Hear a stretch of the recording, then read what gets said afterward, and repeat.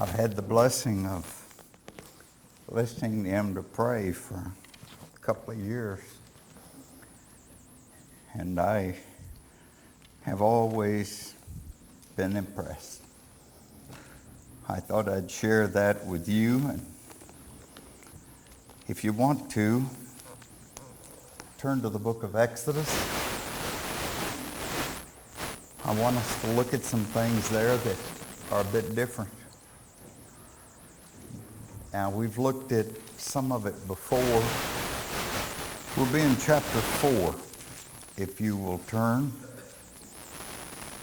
Frankly, I, in my mind, studied it. I got hung, so I took a few months to see if I could figure out more and be clear on what I wanted to say.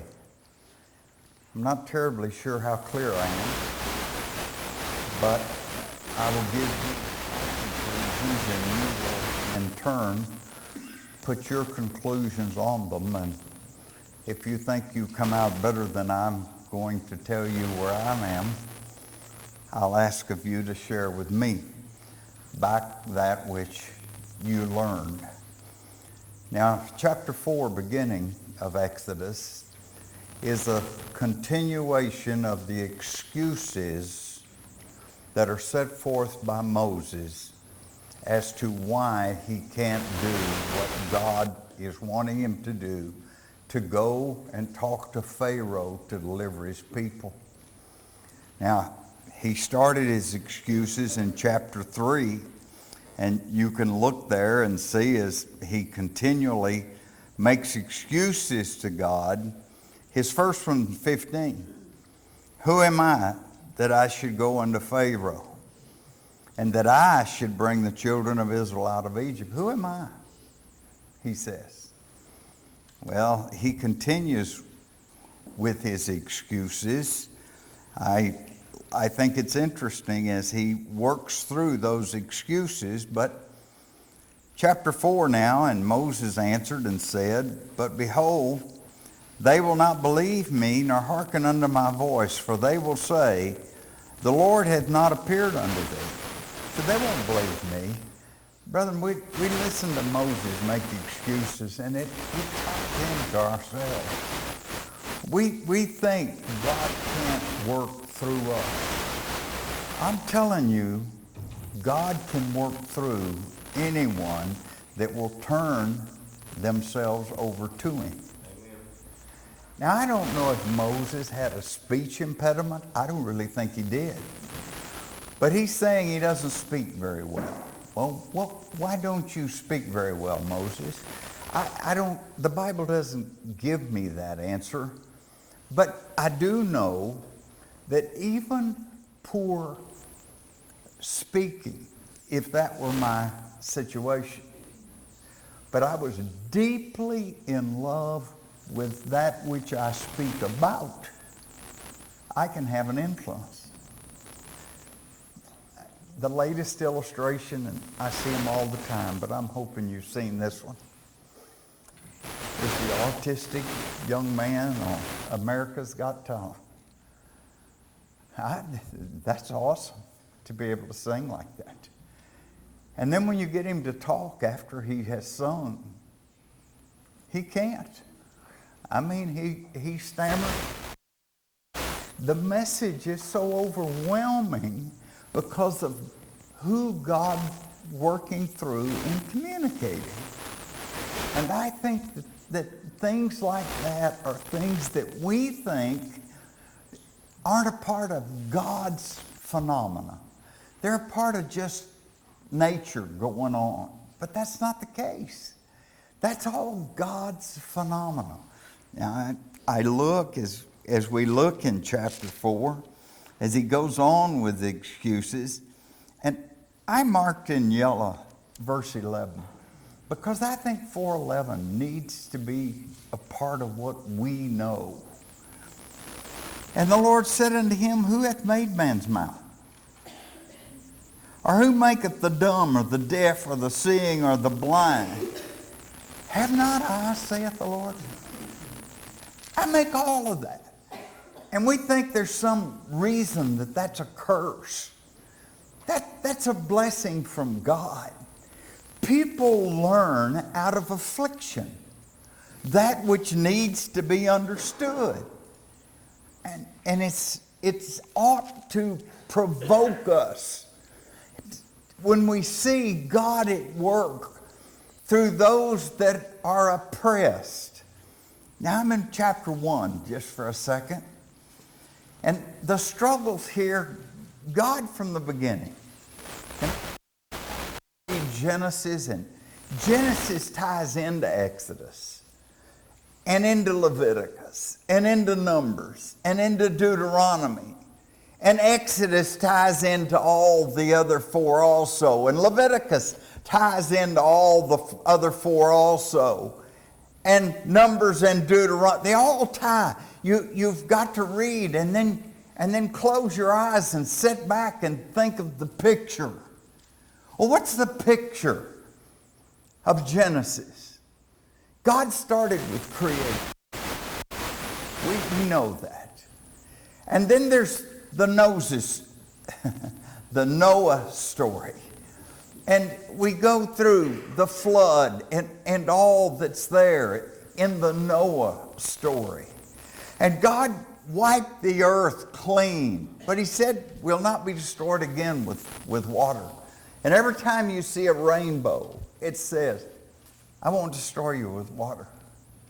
And so the rainbow preaches.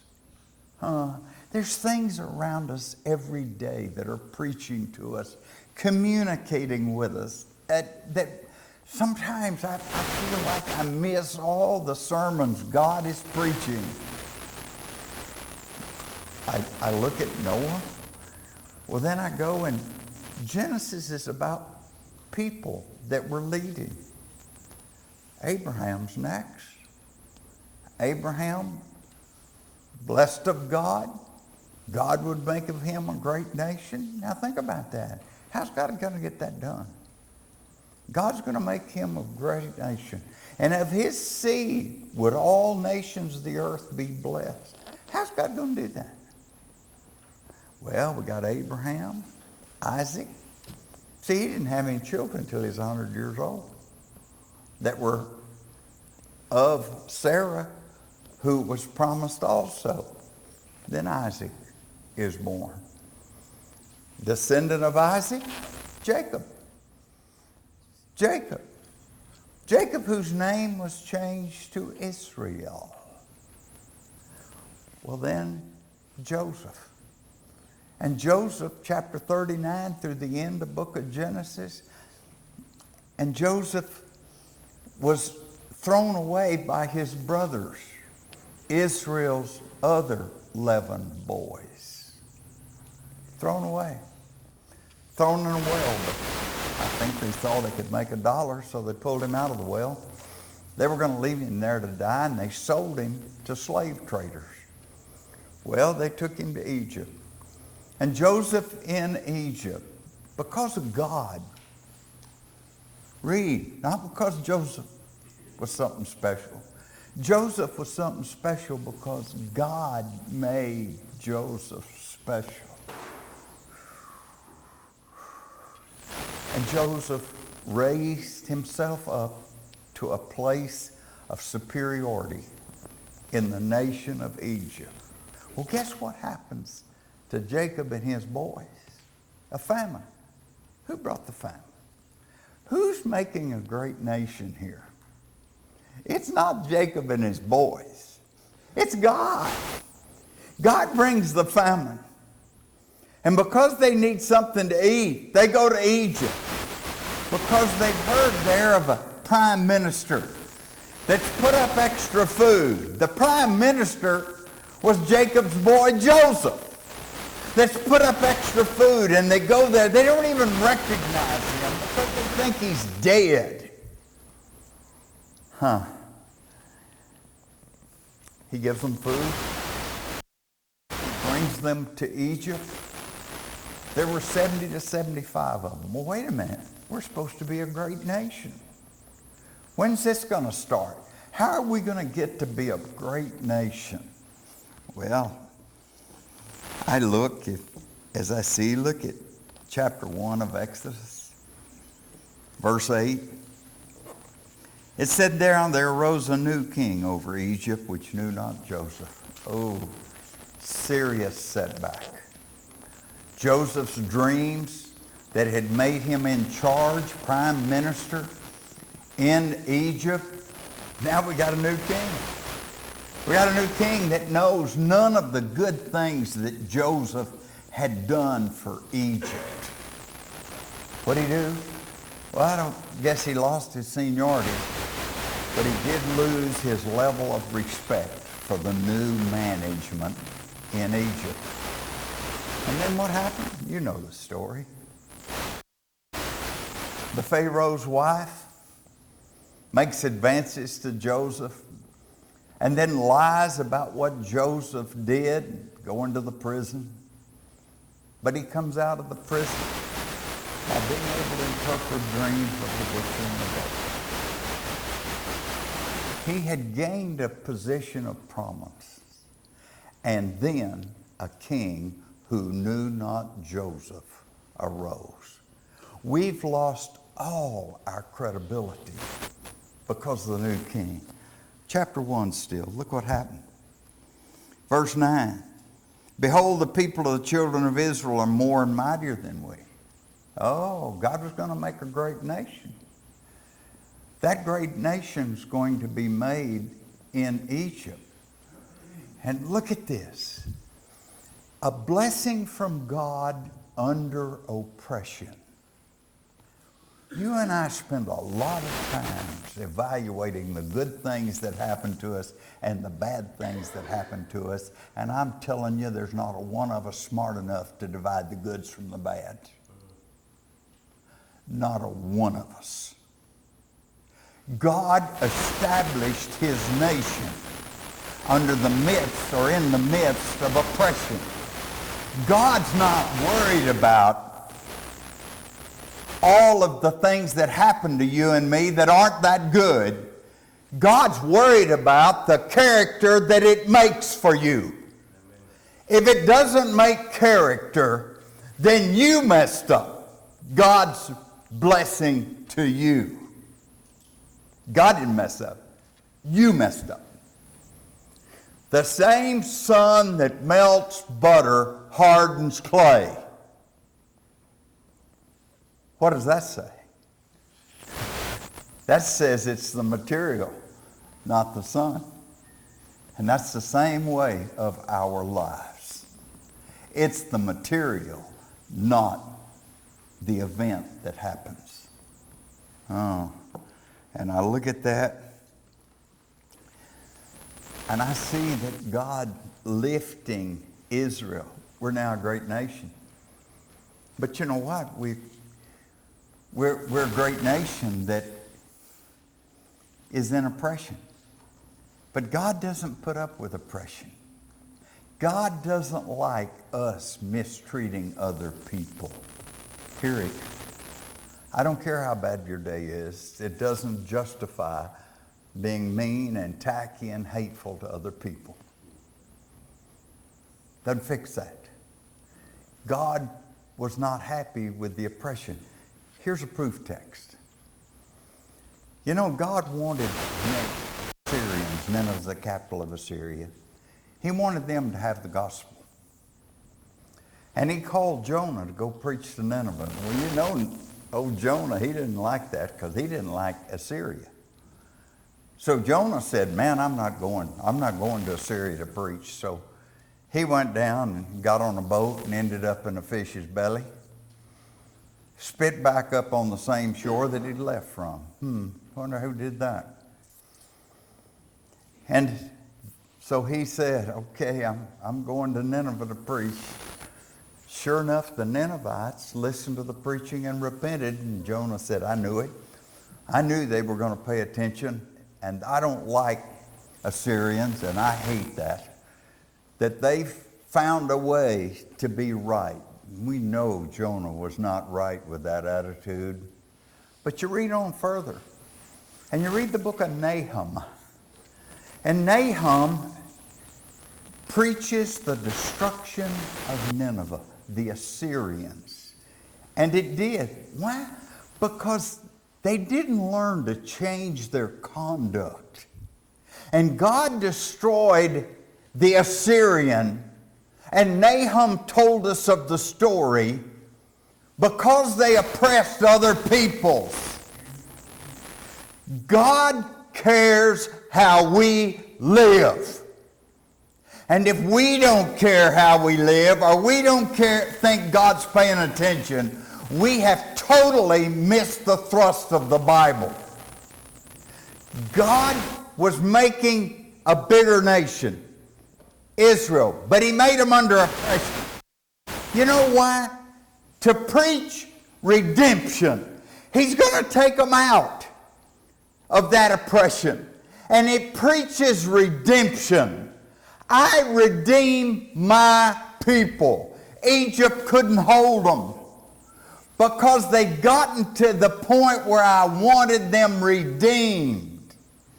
Wow. I didn't know that Old Testament preaches redemption. Wow. And I begin to see, I think there's something else that we need to see. And that is Israel prospered under oppression. Well, I always thought life was going south on me. He said, you don't get it. Israel, I've given you the book you're holding. You could know these stories. My people prosper under oppression. And you see that. You already know that. But maybe that particular message didn't jump out, but that's the case. God is way more concerned about our character than he is our happiness. Oh no, I thought Christianity meant everything went well and everything was going to be good and right and better than ever before. Once again, we didn't read our Bible. Because Bible teaches me God wasn't trying to fix their oppression. He allowed them to be there and be oppressed. But he wanted to fix their character. You see what God is saying to you and me is how he wants his people to live in the midst of the lost.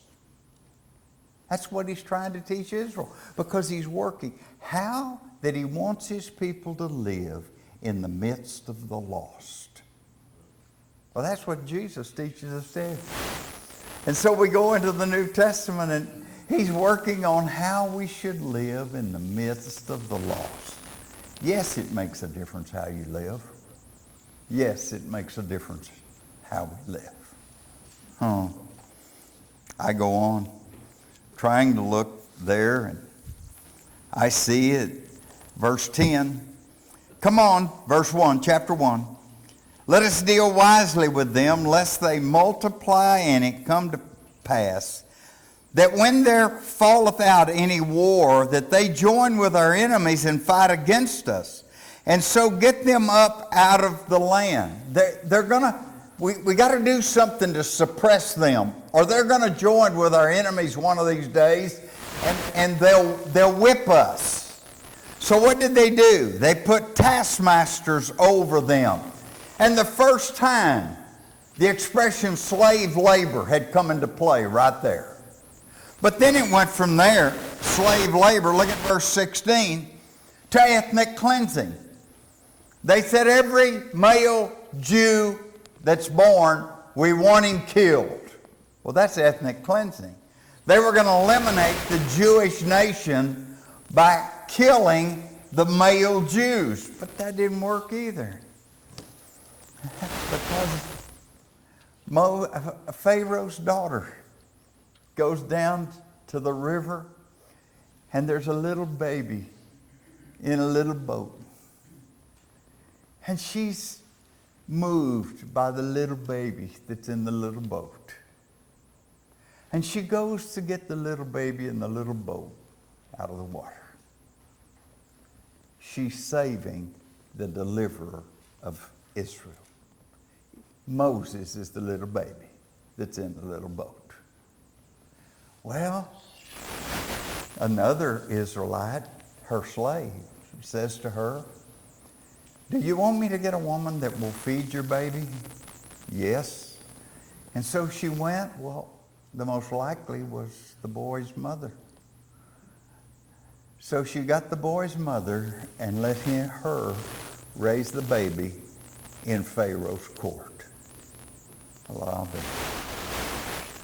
Just exactly what is it that our God can't do? And I just struggle as I see how God works in our lives. Can you not see in your life where God has worked and brought you to this place? And upon that working, bringing you to this place, I think it says, I can do more with you. I want to do more with you. Well, it goes on, and now I move to chapter 4.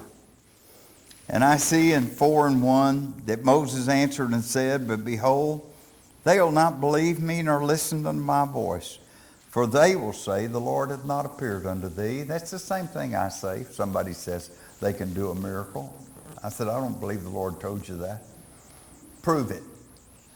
Well, that's what Moses knew was going to happen. So look what God did. And the Lord said unto him, what is that in thine hand? He said, a rod. And he said, cast it to the ground. And he cast it to the ground, and it became a serpent. And Moses ran from it. No, I'm scared of that. And the Lord said unto Moses, put forth thine hand and take it by the tail. That took a little faith right there as far as I'm concerned. And he put forth his hand and caught it, and it became a rod in his hand. Now God is giving Moses credentials. Before there was a Bible to compare, to see who's preaching truth and who's preaching error, God gave credentials, miraculous credentials. Today we've got the Bible to compare to what men are saying. Find him. He even tells us, 1 John 4:1, beloved, believe not every spirit, because many false prophets are going out into the world. I don't want you to grab hold of something that's wrong, so try the spirit to see if they are of God. And God's now giving credentials to him. The reason, verse 5, underline, that they may believe that the Lord God of our fathers, the God of Abraham, the God of Isaac, and the God of Jacob hath appeared to thee. See, he brings up Genesis. The God of Abraham, the God of Isaac, the God of Jacob. He's tying together all from the creation all the way to here. And the Lord said furthermore unto him, put now thine hand into thy bosom. He's giving more credentials. And he put his hand into his bosom, and when he took it out, behold, his hand was leprous as snow. And he said, put thine hand into thy bosom again. And he put his hand into his bosom again, and plucked it out of his bosom, and behold, it was turned again as the other flesh. So we got the serpent, we've got the leprosy, and it shall come to pass, if they will not believe thee, neither hearken to the voice of the first sign, that they will believe the voice of the latter sign, and it shall come to pass, if they will not believe also these two signs, neither hearken unto the voice, that thou shalt take of the water of the river and pour it upon the dry land, and the water which thou takest out of the river shall become blood upon the dry land. 3 miracles that would give credentials to Moses as he spake. And Moses said unto the Lord, O my Lord, I am not eloquent, neither heretofore nor since thou hast spoken unto thy servant, but I am slow of speech and of a slow tongue. Then Moses do what God said slowly. That's me talking. That's not the way God says it. So there's a bit of smart aleck in there. But when I make my excuse I hear my God finish my sentence differently than I want the sentence finished. And him telling me, then say it slowly. I'm not wanting excuses. I'm wanting obedience. And the Lord said unto him, who hath made man's mouth? What if I hadn't given you a mouth? What if I hadn't given you a mouth? Well, Lord, I appreciate it. It kind of fills out the face. And sometimes I really like talking. He said, I gave you that mouth. Now, how are you using that which I've given you? Or who maketh the dumb or deaf or the seeing or the blind? Have not I, saith the Lord? I don't think any of us have been refused any of those things that come from God. God makes those. I need to learn to use that which God has given. Now you just fill in your age. And you've had this many years to learn to speak more eloquently or to learn to speak with better substance. Oh. Now therefore go, and I will be with thy mouth. Oh, that'll get it. And teach thee what thou shalt say. Woo. And he said, O my Lord, send, I pray thee, by the hand of him whom thou wilt send. He said, send somebody else, please. When you and I complain too long about our shortcomings, when God has told us, I made you, and I don't make junk. You are just what I wanted. You are just what I wanted. If all you can think about is what's wrong with you, I'm going to answer you for a little while, and then I'm going to quit answering you. And the anger of the Lord was kindled against Moses. God finally got mad. He made excuses, and he made excuses, and he made excuses, and God finally said, that's enough. And he said, is not Aaron the Levite thy brother? I know that he can speak well, and also, behold, he cometh for to meet thee, and when he seeth thee, he will be glad in his heart. And thou shalt speak unto him, and put words in his mouth, and I will be with thy mouth and with his mouth, and will teach you what you shall do. And he shall be thy spokesman unto the people, and he shall be, even he shall be to thee instead of a mouth. He'll talk for you. And thou shalt be to him instead of God. And you will tell him what to say, Moses. And thou shalt take this rod in thine hand, wherewith thou shalt do thy... And you're going with the miracles that give credentials to what you've got to say. And Moses went and returned to Jethro, his father-in-law, and said unto him, let me go, I pray thee, and return unto my brethren which are in Egypt, and see whether they be yet alive. And Jethro said to Moses, go in peace. You remember that wasn't exactly Jethro's initial opinion toward Moses. And the Lord said unto Moses in Midian, go return unto Egypt, for all the men are dead which sought thy life.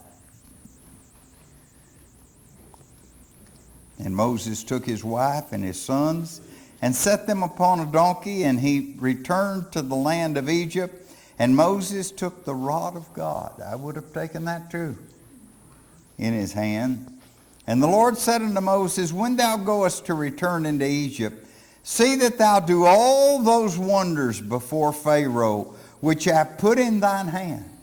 See that you show Pharaoh your credentials.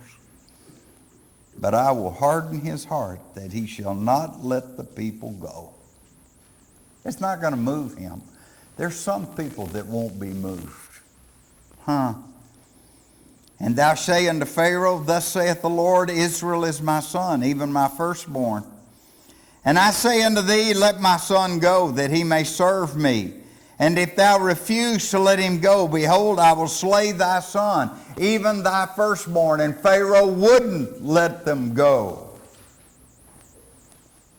And Pharaoh did lose his son. And it came to pass, by the way, in the end, that the Lord met him and sought to kill him. Watch this. This is the part that I found difficult. Not sure I've got all the answers. You can do your own study. I'm going to read 24 again. And it came to pass, by the way, in the end, that the Lord met him and sought to kill him. I'm not sure who the him is. Then Zipporah took a sharp stone and cut off the foreskin of her son and cast it at his feet. That's Moses. And said, surely a bloody husband art thou to me. So he let him go. Then she said, a bloody husband thou art because of the circumcision. We'll study circumcision more thoroughly in months to come, if the Lord wills. But circumcision meant covenant relationship with God. Genesis 17, if you want to study ahead. Covenant relationship with God.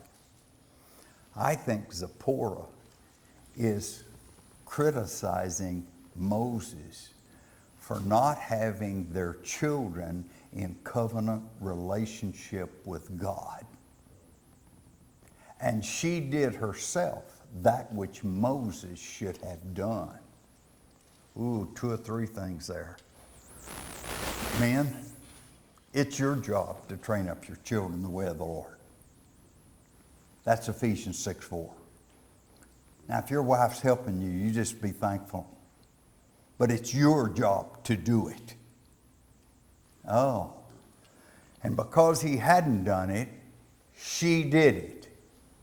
Ladies, we owe that to our children.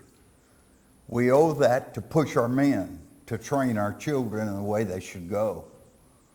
But if they're not going to do it, it's yours to do. It's yours to do. Because that they get that training is more crucial than who does that training. But Zipporah had to correct Moses. There's a lot about Moses that wasn't exactly perfect. And there's a lot about you and me that isn't exactly perfect. But we need to try to let God work through us to the degree that God can work through us. You can study that further. And the Lord said unto Aaron, go into the wilderness to meet Moses. And he went and met him in the mount of God and kissed him.